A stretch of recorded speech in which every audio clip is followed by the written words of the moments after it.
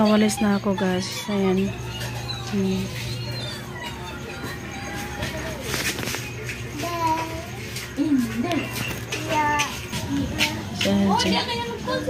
Si Arin.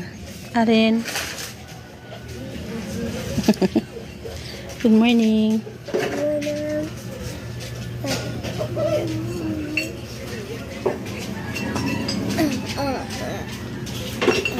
Yung auntie ko, naghanda na siya ng mga basyo ng iinumin para bibili siya mamaya. Kasi dito, mabenta talaga yung mga ganyan. Hey guys, welcome back to my channel, Mayang Buntag. Mayang Buntag. Isa na talo ni Mayang Buntag. Ha? Kuya Ayman. Ha? Kabalo na ka? Very good.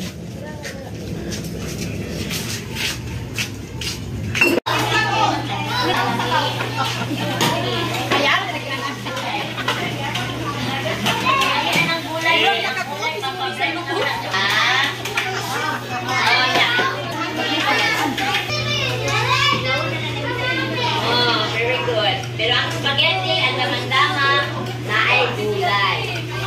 Dugyan mo pa man. Yes. Kasi ay manakakain. Paano ba dito umat? Sobra naman. Ang kuwan dito Ayan yung sister-in-law ko. Tapos ito yung auntie ko. Ang bag na rin.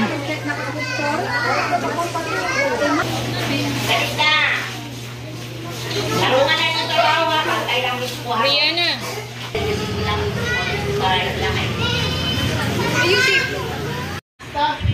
Hi guys, welcome to my channel, Manggaon ta guys. Say ito ninyo.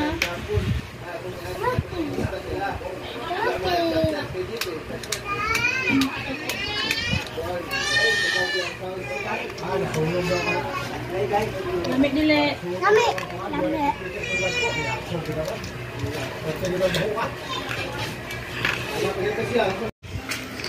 Hi guys. Good morning. Punta po tayo sa baba kina mama.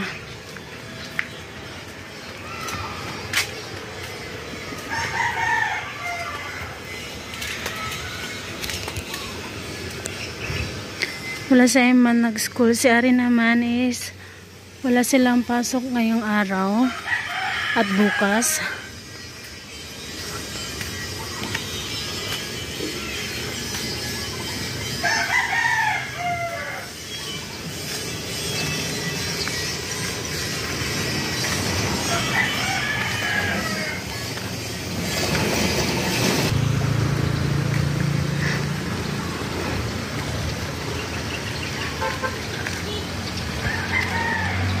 Si Arin at sika yung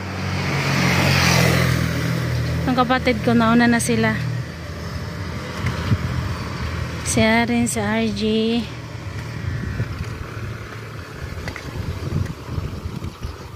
Sabi ko pinauna ko na muna sila kasi ako may magwi-video. Ang layo na nila. Nakaliko na sila. Ako, andito pa ako.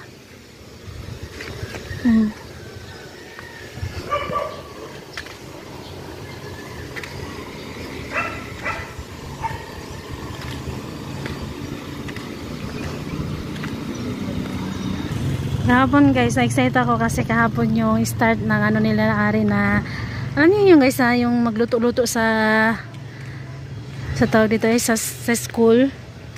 Ay yung style kasi dito yung school ni Arin is gaya pa rin nung dati na yung barangay may binibigay para sa mga bata na ulam at saka bigas. Dan minsan nag-aambagan yung mga mami kung mga magulang ba. Kung gusto ba nilang optional na lang yung magluto ng spaghetti, yung mga ganun-ganun ba.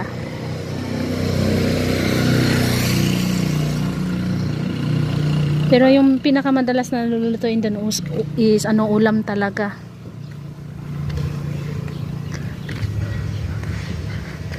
Dito kaya ako mag-shortcut kaya ako dito para mas mabilis. Dito na lang ako dadaan guys. Para mas bibilis ako. Kasi sila nakaliko na sila doon.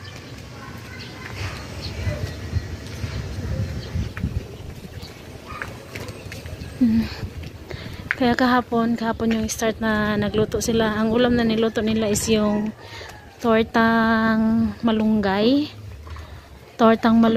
and then tinolang manok at saka rice.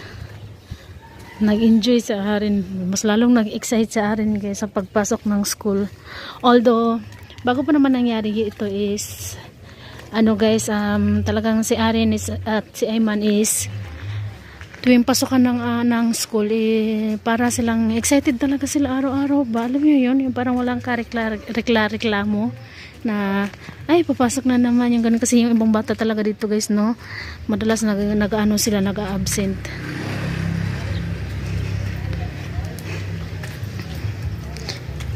Kasi na Ayman at Arin lagi silang excited.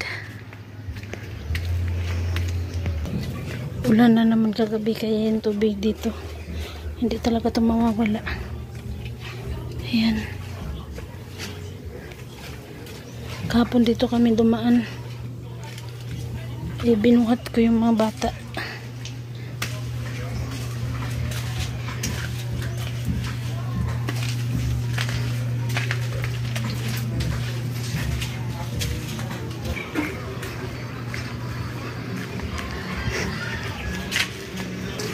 Ayun, dito sa lugar namin guys, dati hindi pa to dikit-dikit masyado yung mga bahay, pero ngayon is sobrang dikit-dikit na, tsaka napakarami yung bagong bahay. Yun, ganyan ito, pero ito andyan na yan dati pa.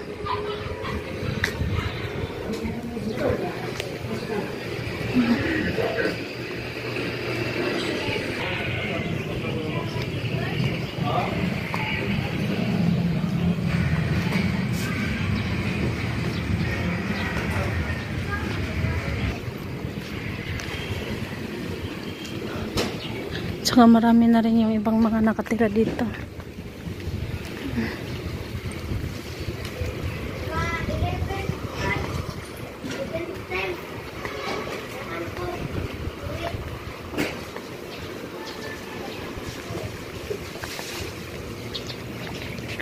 School ni Arin.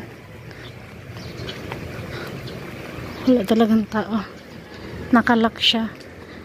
Wala silang pasok ngayon at saka bukas dahil may naayos yung teacher ni Arin. Busy talaga yung teacher ni Arin guys. Kaya minsan walang pasok. Swerte ka na sa isang linggo is sa isa kasi man na straight jud yun na yung klase. Swerte na yun. Pero madalas kasi dito minsan may absent 2 araw. Minsan 1 araw. Kasi nga may inaayos yung si ma'am. Pero buti nga yung teacher ni Arin is nagbibigay ng assignment. Pero yung teacher ni Ayman sa Ayman, hindi sila nag-aano ng homework. Pero sa school, marami silang sinusulat, mga ganun. Ayan, shortcut tayo, edi mabilis lang tayo. Binagalan ko pa nga yung paglakad dahil nagbi-video nga tayo guys. Ayan o, may bago na naman bahay pinatayo. Pinados ang danas nila. Dami-dami talaga, sobrang daming nagbago talaga dito guys sa lugar namin. Kaya dito pag magkasunog ay nako, damay-damay na, pero wag naman sana. Matakot ako sa aso guys. Ayun, laki pa naman.